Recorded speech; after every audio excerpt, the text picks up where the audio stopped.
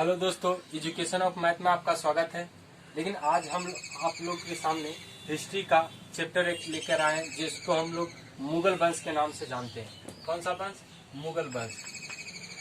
मुगल वंश। मुगल वंश। देखिए, मुगल वंश के आज बारे में हम लोग पढ़ेंगे। कौन सा वंश पढ़ेंगे? मुगल वंश।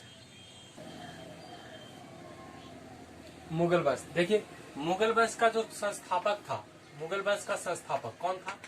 तो मुगल वंश का संस्थापक जो था वो बाबर था। कौन था? बाबर। मुगल वंश का संस्थापक कौन था? बाबर। मुगल वंश का जो संस्थापक था वो बाबर था। मुगल वंश का संस्थापक कौन था? देखिए, मुगल वंश का संस्थापक बाबर था। इसका जन्म जो हुआ था 14 फरवरी को हुआ था। कौन फरवरी को? 14 फरवरी 1483 में। इसका जन्म 14 फरवरी 1483 में। बाबर का पूरा नाम जहीरुद्दीन मोहम्मद बाबर था। जहीरुद्दीन मोहम्मद बाबर। जहीरुद्दीन मोहम्मद बाबर था। बाबर का पूरा नाम जहीरुद्दीन मोहम्मद बाबर था। मुगल वंश का संस्थापक कौन था? बाबर। बाबर का पूरा नाम जहीरुद्दीन मोहम्मद बाबर था।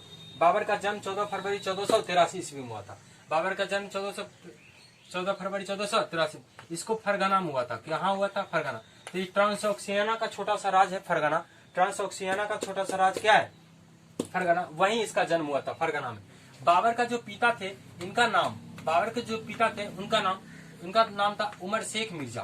बाबर के पिता का नाम उमर शेख मिर्जा। बाबर के पिता का नाम क्या था? उमर शेख मिर्जा। जो बाबर के पिता थे उनका नाम क्या था? उमर शेख मिर्जा। देखिए, ये जो फरगना का राजा थे, फरगना का राजा या फिर राजा बोल सकते हैं, बहुत बड़ा आदमी थे, वही हो गया फरगना, छोटा सा राज था। देखिए, जो ये तैमूर वंश से थे। कौन सा वंश से थे? तैमूर वंश। और तैमूर वंश का 5वां वंशज थे। कौन सा वंशज थे? 5वां वंशज। ये जो बाबर के पिता उमर शेख मिर्जा थे वो तैमूर वंश का 5वां वंशज थे। इसीलिए बाबर का वंश अगर पूछे तो तैमूर वंश। बाबर कौन सा वंश से था? तैमूर वंश से। लेकिन इसका माता का नाम, इनका माता जो थी कुतलुग निगार खाना। कुतलुग निगार खाना। बाबर के माता का नाम कुतलुग निगार खाना। बाबर के माता का नाम कुतलुग निगार खाना। और बाबर का माता चंगेज खां की वंशज से था। कौन सा खां? चंगेज खां। चंगेज खां के वंशज से।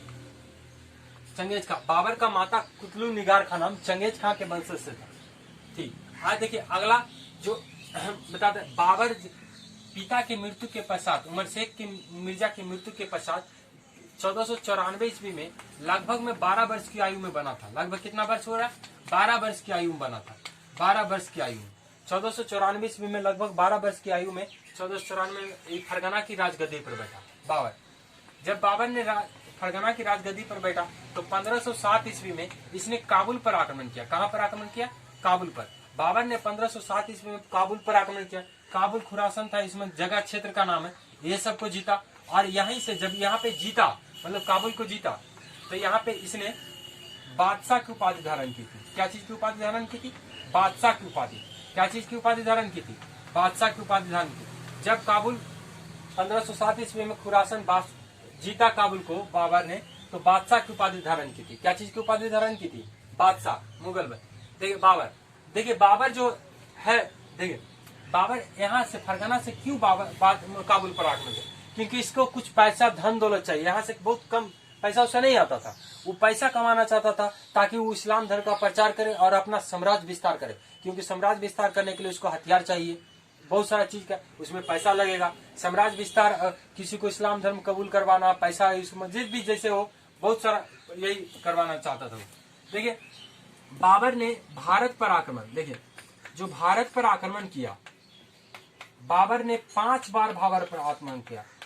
5 बार भारत पर आक्रमण किया। कितना बार किया? 5 बार। किसने किया? बाबर ने किया 5 बार। जबकि हम लोग पढ़ चुके हैं कि 17 बार आक्रमण किसने किया? 17 बार आक्रमण जो किया था वो महमूद गजनबी था। कौन था? महमूद गजनबी। 17 बार आक्रमण किया था महमूद गजनबी ने। भारत पर 17 बार आक्रमण कौन किया था? महमूद गजनबी ने। जबकि 7 बार आक्रमण कौन किया था? अहमद शाह अब्दाली ने।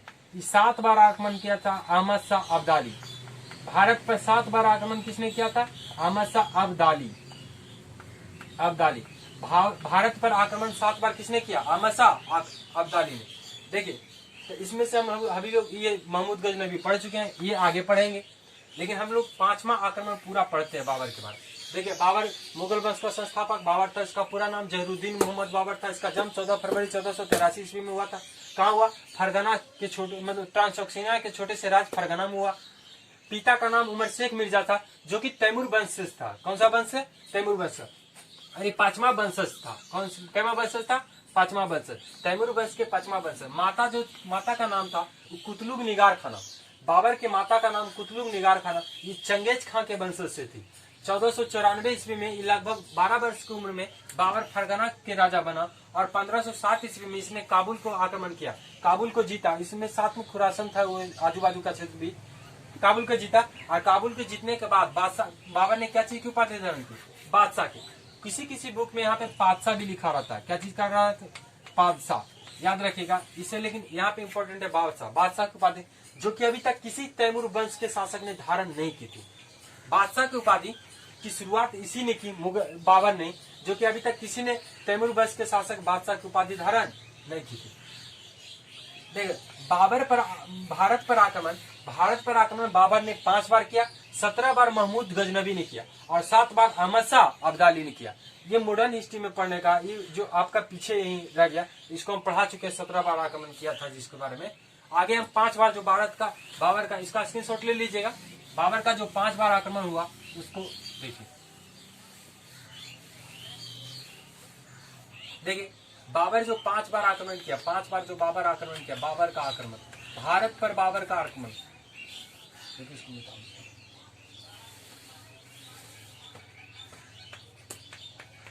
भारत पर बाबर का 5 बार आक्रमण हुआ। कितने बार हुआ? 5 बार आक्रमण हुआ, जो इस प्रकार हम बताते हैं। पहला आक्रमण उसने 1519 ईस्वी में किया। पहला आक्रमण उसने किसने किया? 1519 ईस्वी में यूसुफ जाति के विरुद्ध किया था। कौन सा जाति के विरुद्ध? यूसुफ जाति के विरुद्ध। पहला आक्रमण उसने 1519 ईस्वी में किया, यूसुफ जाति के विरुद्ध। यूसुफ जाति के विरुद्ध पहला आक्रमण उसने 1519 ईस्वी में यूसुफ जाति के विरुद्ध किया था। दूसरा आक्रमण 1519 ईस्वी में किया और बाजार और भेरा को जीता। किसको जीता? बाजार और भेरा को जीता।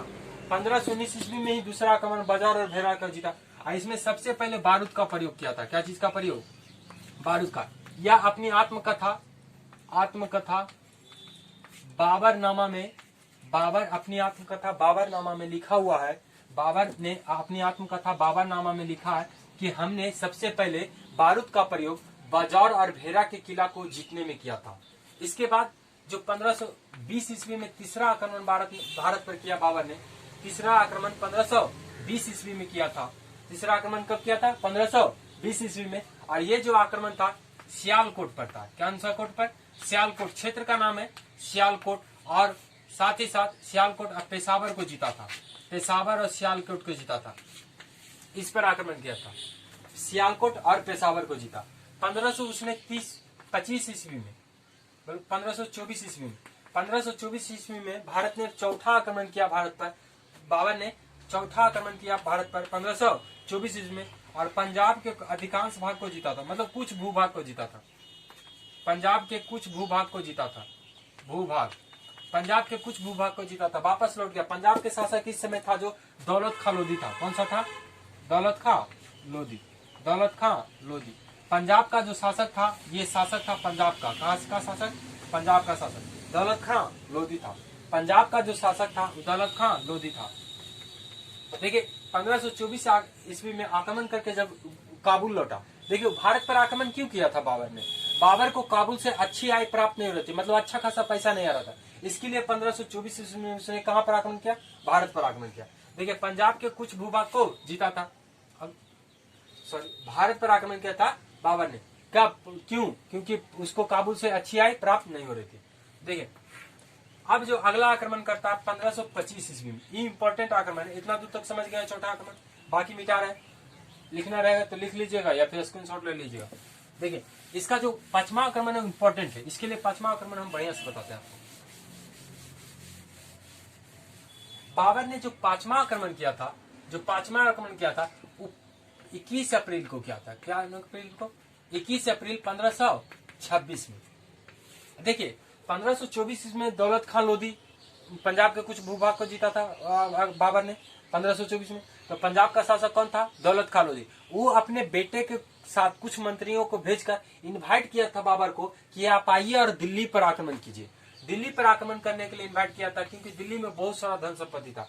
और देखिए घर में देखते ना एक दूसरे से दुश्मनी चलता। बस भारत का था दौलत खान लोधी भी और इब्राहिम लोधी भी। इस समय जो दिल्ली का शासक कौन था? इब्राहिम लोधी। इस समय दिल्ली का शासक कौन है? इब्राहिम लोधी। यही कारण है कि घर को कोई उजाड़ते हैं बाहर वाला नहीं, इब्राहिम लोधी। घर को अगर बर्बाद करने का हाथ रहेगा ना तो वो अपने आदमी बर्बाद करेगा। अगर गांव को बर्बाद करना रहेगा तो गांव का ही आदमी रहेगा, तभी ये बर्बाद होगा। दूसरा को चाहेगा तो नहीं बर्बाद होगा। देखिए ये जो 21 अप्रैल 1526 पर आक्रमण किया बाबर, किसने इन्विटेशन दिया? दौलत खान लोधी। तब 21 अप्रैल 1526 ईस्वी को आक्रमण किया, वो पानीपत का प्रथम आक्रमण था। क्या चीज का था? पानीपत का प्रथम आक्रमण। पानीपत का प्रथम आक्रमण 21 अप्रैल 1526 ईस्वी में बाबर ने किया, जो कि 21 अप्रैल 1526 में बाबर ने पांचवा आक्रमण भारत पर किया। पानीपत का प्रथम आक्रमण के नाम से जाना जाता है। पानीपत का प्रथम युद्ध, युद्ध के नाम दे सकते हैं। पानीपत का प्रथम युद्ध के नाम से जाना जाता है 21 अप्रैल 1526 ईस्वी को। इसमें बाबर ने दिल्ली पर, यानी कि इब्राहिम लोधी था, बाबर और इब्राहिम लोधी के बीच में हुआ। बाबर और इब्राहिम लोधी के बीच में हुआ। बाबर और इब्राहिम लोधी के बीच में हुआ। बाबर और इब्राहिम लोधी के बीच में। अच्छा हम देखिए एक बात भूल गए, 1507 ईस्वी में जब बाबर ने काबुल को जीता था 1507 ईस्वी में जब बाबर ने काबुल को जीता था, इस समय इसने बादशाह की उपाधि धारण की थी। क्या चीज की उपाधि धारण की थी? बादशाह की। कहीं कहीं जगह पर बादशाह भी लिखा रहता है। बादशाह की उपाधि धारण की थी। 1507 ईस्वी में बाबर ने काबुल पर आक्रमण किया था। उस समय जब जीता था तो बादशाह की उपाधि धारण की थी। देखिए आगे की ओर, बाबर इब्राहिम लोधी। बाबर और इब्राहिम लोधी, इसमें इब्राहिम लोधी हार गया। क्या हो गया? पराजित हो गया। ये जीत गया। बाबर क्या हो गया? जीत गया। कहा जाता है कि इस युद्ध में इब्राहिम लोधी मारा गया। इस युद्ध में क्या चीज मारा गया? इब्राहिम लोधी मारा। मध्यकाल का पहला शासक था इब्राहिम लोधी, जो युद्ध स्थल में मारा गया। मध्यकाल का पहला शासक इब्राहिम लोधी था, जो युद्ध स्थल में क्या हुआ? मारा गया। मध्यकाल का पहला शासक था इब्राहिम लोधी, जो युद्ध स्थल में मारा गया। इसके साथ एक ग्वालियर का राजा था, जिसका दोस्त था। ग्वालियर का राजा जिसका नाम था विक्रमजीत। क्या नाम था? विक्रमजीत। देखिएगा, विक्रम। इसके साथ ग्वालियर का राजा था विक्रमजीत, वो भी इस युद्ध में मारा गया। कहा जाता है कि बाबर के बेटे हुमायूं ने विक्रमजीत से ही कोहिनूर हीरा लिया था। मतलब उसके विक्रमजीत के परिवार से कोहिनूर हीरा छीन लिया था। देखिए पानीपत के प्रथम युद्ध में बाबर ने कुतलू नुमा विधि का प्रयोग किया था। ये लड़ने वाली विधि, कुतुलनुमा क्या चाहिए? युद्ध लड़ने वाली विधि, कुतुलनुमा विधि का प्रयोग किया था। बाबर ने पानीपत के प्रथम युद्ध में पहली बार तोप का प्रयोग किया था। किस चीज का प्रयोग किया था? तोप का प्रयोग। लेकिन हम लोग ने बता दिए हम आपको कि बारूद का प्रयोग बाजार और भेरा को किला को जीतने में किया था। इसने यह बात उसने अपनी आत्मकथा बाबरनामा में लिखी थी। बाबर ने पहली बार तोप का प्रयोग किसने में किया था? पानीपत का प्रथम युद्ध में बाबर ने पहली बार तोप का इसमें दो इसका तोपची थे जो एकदम निशानेबाज थे, बहुत पक्का निशाना। एक का नाम था मुस्तफा, एक का नाम था उस्ताद अली, ऐसे करके नाम था उस्ताद अली। एक का नाम था क्या था? मुस्तफा। ये दोनों तोपची थे बाबर की। देखिए बाबर जब यहाँ जीता, दिल्ली को जीता, तो दिल्ली से बहुत सारा संपत्ति इसको हाथ लगा और ये काबुल में जाकर बहुत सारा जनता को बांट दिया। तो बांटने के कारण वहां से जो काबुल के जो जनता थे, इन्हें कलंदर की उपाधि दी। किस चीज की उपाधि दी? कलंदर। कलंदर मतलब होता उदार की नीति, मतलब दयालु की नीति। कलंदर की उपाधि धारण की। बाबर ने किस चीज की उपाधि धारण की? कलंदर की। किस युद्ध के पश्चात बाबर ने कलंदर की उपाधि धारण की थी?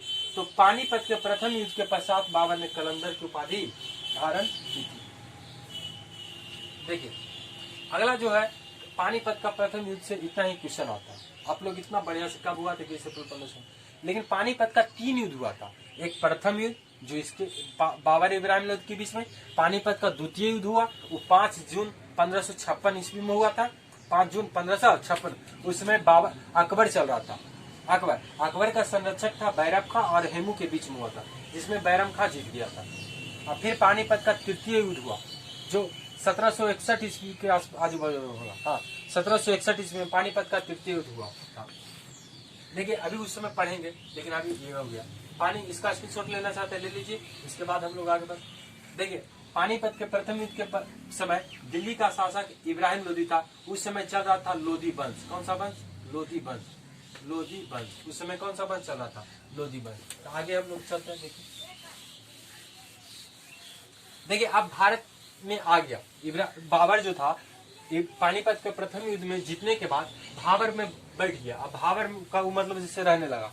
अब उस जो लड़ेगा युद्ध भाबर में, अब भारत पर आक्रमण नहीं कराया।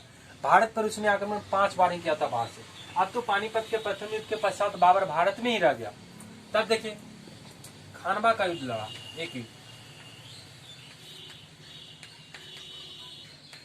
खानवा का युद्ध जो था 17 मार्च को था। कब मार्च को था? 17 मार्च 1527 को। 17 मार्च 1527 को कौन सा युद्ध लड़ा? खानवा का युद्ध। खानवा का युद्ध 17 मार्च 1527 ईस्वी को। देखिए जो खानवा का युद्ध लड़ा था ना, उसमें बाबर था। कौन था? बाबर और राणा सांगा, दोनों के बीच में हुआ। बाबर और राणा सांगा। ये जो राणा सांगा था ये राजपूत शासक था और राणा सांगा हार गया। यह युद्ध क्या हुआ? हार गया और ये बाबर जीत गया। देखिए बाबर राणा सांगा से क्यों युद्ध किया? बाबर का कहना था कि जब हम काबुल में थे तो दिल्ली पर आक्रमण करने के लिए राणा सांगा ने भी हमको बोला था, एक संधि की थी कि आप आइए और दिल्ली पर आक्रमण कीजिए और हम आपको सहायता करेंगे। लेकिन राणा सांगा ने सहायता नहीं दिया, जिसके कारण संधि भंग करने का आरोप लगाकर राणा सांगा पर आक्रमण किया। राणा सांगा और बाबर की भेंट हो जाती है खानवा नामक जगह पर, इसलिए वहां पर युद्ध होता है। तो वह युद्ध खानवा का युद्ध कहलाता है। कहा जाता है राणा सांगा एक राजपूत शासक था। कौन सा शासक था? राजपूत शासक था और इसको बहुत सारे राजपूतों ने जैसे कि सहयोग दिया, इसको बहुत सारा दिया। लेकिन जब युद्ध लड़ रहा था तो शुरू में जब पहले युद्ध लड़ रहा था तो प्रारंभिक अवस्था में राणा सांगा जीत रहा था, लेकिन ये क्या हो रहा था? बाबर हार रहा था। क्योंकि इसके पास बहुत सारा सैनिक था। लेकिन बाबर ने इसको इस युद्ध में जब हारने वाला था, मतलब हारने लगा था, अवस्था मतलब खराब, इसके सैनिक लोग डर गए थे, उसी समय इसने जिहाद का नारा दिया। क्या चीज का नारा दिया? जिहाद का नारा। बाबर ने जिहाद का नारा दिया। जिहाद का मतलब होता है अपने आप को सच्चा मुसलमान सिद्ध करने। इसने बाबर ने कहा कि यह युद्ध अपने आप को सच्चा मुसलमान साबित करने का युद्ध है। इसी को हम बोलते हैं जिहाद का नारा। बाबर ने किस युद्ध में जिहाद का नारा दिया? तो खानवा के युद्ध में बाबर ने जिहाद का नारा दिया। इसने जब जिहाद का नारा बाबर ने दिया, हो गया खानवा का युद्ध में। देखिए तब ये युद्ध पलट गया। अब कौन जीतने लगा? बाबर। और राणा सांगा हार गया और राणा सांगा युद्ध स्थल छोड़कर भाग गया। राणा सांगा युद्ध स्थल छोड़ के क्या हो गया? भाग गया। तो बाबर ने जीत गया युद्ध। बाबर जीत गया युद्ध। बाबर क्या हुआ? जीत गया युद्ध। कहा जाता है इस युद्ध के बाद बाबर ने गाजी की उपाधि धारण की थी। कौन सी उपाधि? गाजी की उपाधि। खानवा युद्ध के पश्चात बाबर ने गाजी की उपाधि। देखिए जब 1507 ईस्वी में काबुल जीता तो उसने बादशाह की उपाधि धारण।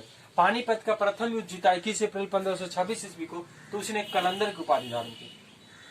उसके बाद जब खानवा का युद्ध जीता तो किस चीज की उपाधि धारण की? गाजी की उपाधि धारण की। जिहाद का नारा किस युद्ध में दिया? खानवा के युद्ध में दिया। हो गया।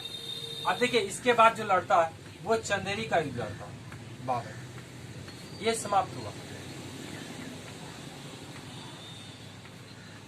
चंदेरी का युद्ध 29 जनवरी 1528 ईस्वी में हुआ। चंदेरी का युद्ध 29 जनवरी 1528 ईस्वी में। ये जो हुआ था बाबर और मेदिनी राय के बीच में। बाबर और मेदिनी राय के बीच में। इसमें मेदिनी राय की हार हुई और बाबर भी क्या हुआ? जीत गया। बाबर जीत गया। मेदिनी राय की हार हुई और बाबर जीत गया। जब देखिए यह युद्ध हारा था तब इस 29 जनवरी को हारा और 30 जनवरी के दिन जहर देकर राणा सांगा की हत्या कर दी गई। हत्या, क्योंकि वह राणा सांगा मतलब पूरा हो गया, राणा सांगा लिख लीजिए। राणा सांगा की हत्या कर दी क्योंकि वह राजपूत शासक था। राजपूत के अंदर एक अभिमान होता है कि अगर मर जाएंगे, लेकिन मतलब जैसे कि अपना होता है ना, जो नहीं खोएंगे, अभिमान नहीं खोएंगे। लेकिन ये युद्ध स्थल छोड़ के भाग गया था। अगर ये जूझ जाता, मेदिनी राय भी राजपूत शासक, तो कोई बात नहीं, मेदिनी राय हार गया, एक राजपूत शासक फिर से हार गया। जब राजपूतों की हार हुई तो राणा सांगा को अति दवा देकर यानी कि जहर देकर हत्या कर दी गई। कब? 30 जनवरी 1528 ईस्वी को। इसी दिन कर दिया गया था 1528 ईस्वी को चंदेरी का युद्ध में। चंदेरी का युद्ध कब हुआ? 29 जनवरी 1528 में बाबर और मेदिनी राय के बीच में। मेदिनी राय हार गया, बाबर क्या हो गया? जीत गया। इसके बाद देखिए एक युद्ध और होता है,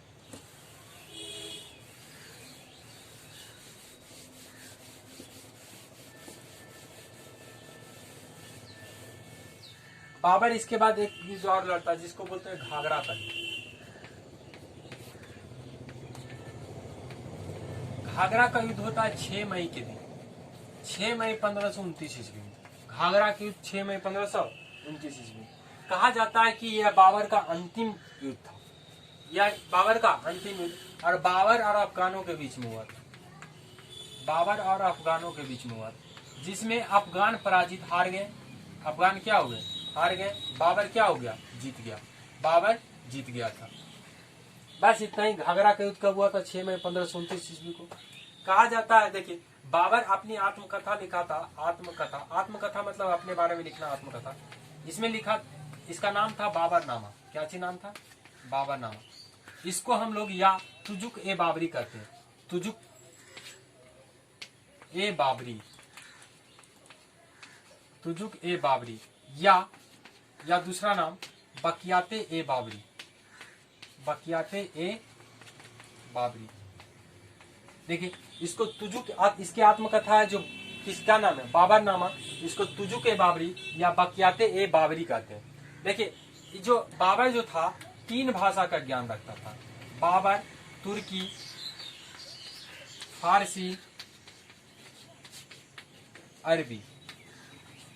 बाबर जो था 3 भाषा का ज्ञान रखता था, जिसमें से बाबर तीनों भाषा का ज्ञान, उसकी मातृभाषा तुर्की थी। मातृभाषा क्या थी? तुर्की। बाबर की मातृभाषा क्या थी? तुर्की थी। क्या थी? तुर्की। इसने अपनी आत्मकथा किस भाषा में लिखी है? तो तुर्की भाषा में। कौन सा भाषा में? तुर्की भाषा। इसने जो आत्मकथा अपना लिखा है किस भाषा में लिखा? तुर्की भाषा में। तुर्की भाषा में आत्मकथा लिखा। बाबर अपनी आत्मकथा तुर्की भाषा में लिखा था। देखिए तुर्की भाषा से फारसी भाषा में अनुवाद, तुर्की भाषा से फारसी भाषा में अनुवाद अब्दुल रहीम खान खाना ने की थी। अब्दुल रहीम खान खाना।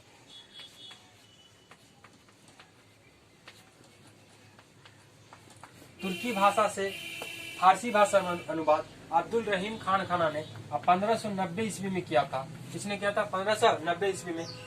तुर्की भाषा से बाबर का मतलब तुर्की भाषा से बाबरनामा का तुर्की भाषा से फारसी भाषा में अनुवाद अब्दुल रहीम खान खाना ने 1590 ईस्वी, यानी कि अकबर के शासन काल में हुआ था। देखिए बाबर पेड़ पौधा से बहुत लगाव था बाबर को, इसलिए अपने आत्मकथा में मतलब 4 बाग बनाने की परंपरा मतलब शुरुआत तो नहीं किया था, 4 बाग की वर्णन किया था। कौन सा बाग था? 4 बाग। 4 बाग। बाबर ने 4 बाग का मतलब बनवाने का मतलब जिक्र किया था। किसमें? बाबरनामा में। कहा जाता है कि बाबर ने आगरा में आराम बाग की स्थापना की थी। कौन बाग की? आराम बाग बनवाया था। आराम बाग बनवाया था। बाबर सबसे पहले जो बाबर था उस सबसे पहले जब उसकी मृत्यु हो गई 1530 ईस्वी में, दिसंबर 1530 में, तो उसे आराम बाग में दफनाया गया। कहाँ दफनाया गया था? आराम बाग में। लेकिन जब उसके आत्मकथा को पढ़ा गया था, इसने अपनी आत्मकथा में लिखा था कि मेरी मृत्यु हो जाती है तो हमें काबुल में दफनाया जाए। कहाँ दफनाया जाए? काबुल में। उस समय जिस समय वो मरा था उस समय तो कोई नहीं देखा, तो उसको आराम बाग, आगरा के आराम बाग में पहले शुरू दफनाया गया। उसके बाद उसको उखाड़ कर कहाँ लाया गया? काबुल में। और बाबर को कहाँ दफनाया गया? काबुल में। ये हो गया। अब देखिए बाबर का 4 पुत्र था, जिसमें से बाबर का 4 पुत्र था, इसका 4 पुत्र था। एक का नाम था हुमायूं, हुमायूं, कामरान, कामरान, इसके बाद था अस्करी, अस्करी, इसके बाद था हिंदयाल, हिंदयाल, कामरान, हुमायूं, कामरान, अस्करी, हिंदयाल। बाबर के 4 पुत्र था, हुमायूं, कामरान, अस्करी और हिंदयाल। ये सारा चीज है। इसके बाद अगला शासक कौन बनता? हुमायूं। बाबर अपना उत्तराधिकारी किसको नियुक्त किया था? हुमायूं के। देखिए इसके बाद हम लोग आगे के वीडियो में पढ़ेंगे। बाबर के बारे में इतना हम बता दें आज। अगर अच्छा लगा होगा तो लाइक और सब्सक्राइब और शेयर जरूर कीजिएगा, ताकि आगे के वीडियो हम और भी बना लें। ठीक है, आज बार इतना। देखिए हिंदी मीनिंग अगर लिखने में कहीं प्रॉब्लम होगा तो खुद देख लीजिएगा, जो बोल रहे हैं उस पर विश्वास कीजिएगा, ताकि हिंदी में कभी कभी मिस्टेक कर जाता है, मात्रा वात्रा। आज बार इतना ही रखते हैं। Okay bye.